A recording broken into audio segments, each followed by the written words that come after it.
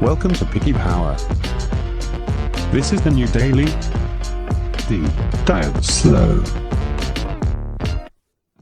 So this is the new daily driver. I wasn't looking for one came up very cheap. This was really cheap.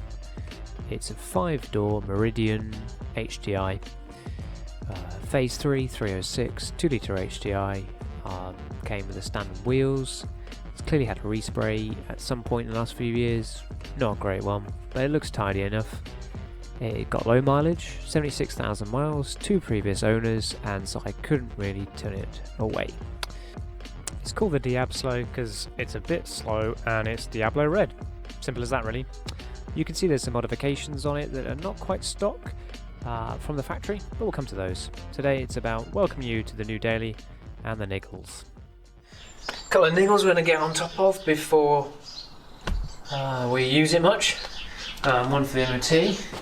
So we got a parts old hoard here. Check straps. This is just a little niggle basically on the front of these. Let me bring you around.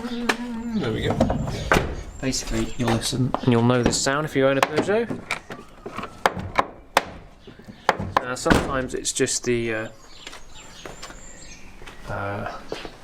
And if you're wondering, that is the correct way. There they go. Slide a pin at the bottom with the little safety pin, bottom left or inner edge in a hole, and the spring clips at the top.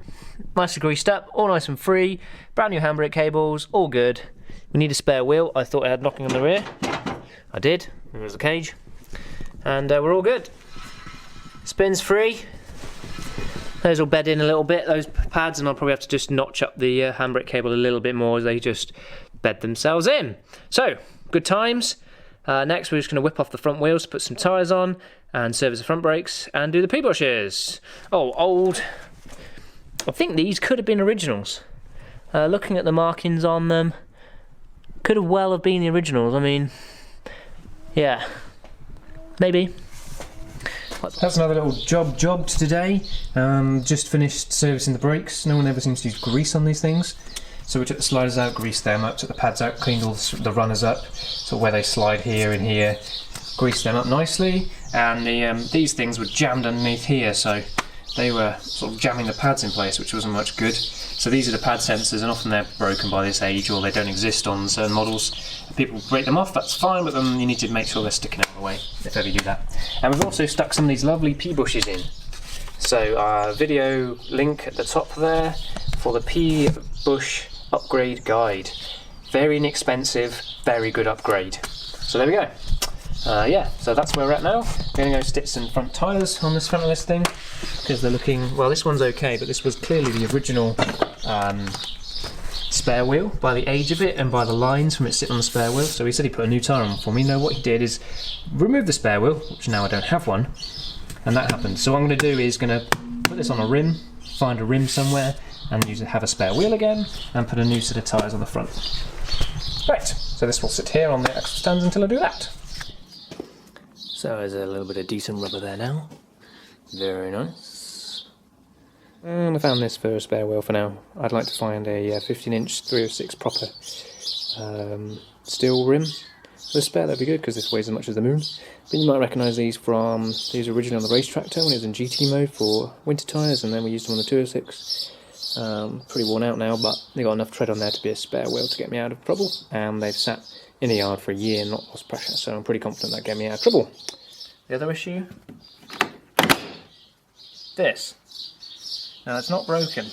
What happens is that the door cards get put on incorrectly. This means that this gets in contact with this and comes off. Why is the door card incorrectly fitted? Well, I'm going to guess from seeing this little clip here, which holds on the window mechanism, that they've been in there recently. They have also got one of these rolling pins, so the intention was to fix the catch, but we're going to rip off the door trim, we're going to fix the check strap, and fit this back properly. 2 problems fixed, that's the idea. two annoyances with this car. One, they've cheaped out and only put a decent wiper on this side, not that side. The other is people just whack on any old misjets onto the 306. The result is this.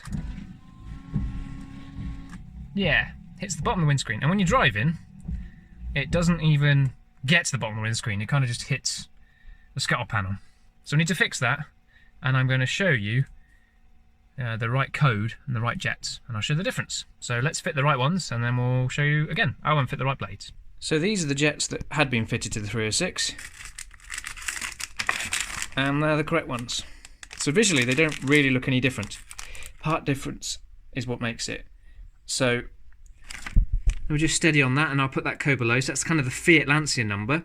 Peugeot have their own number, and it has to end in V8, Victor 8. If it doesn't end in that, and they say it fits a 306, they're wrong. I've had arguments about Peugeot 306's Phase 2, Phase 3, all being different bonnets depending on the model. Rubbish. It has to be the correct ones.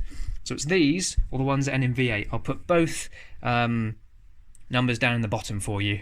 So let's fit them, and then I'll show you the difference, along with some nice Bosch Aero twins. Alright, should we try this again then? Yeah, baby. Oh, super smooth Bosch.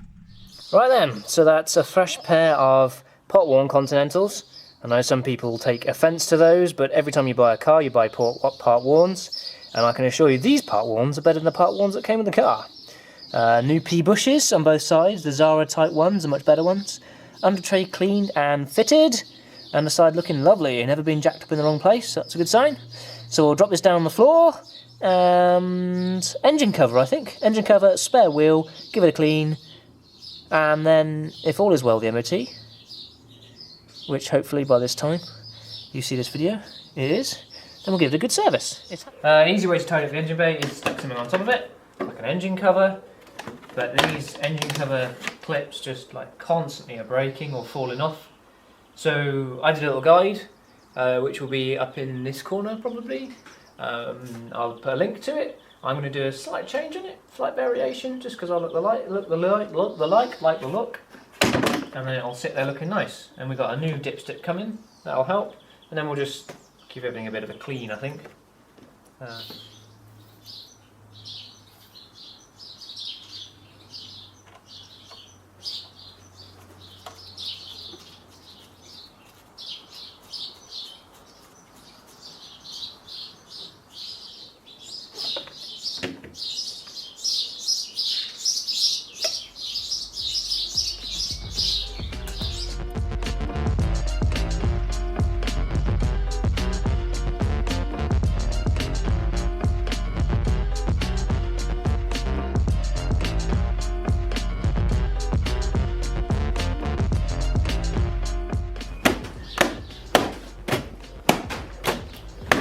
Clean!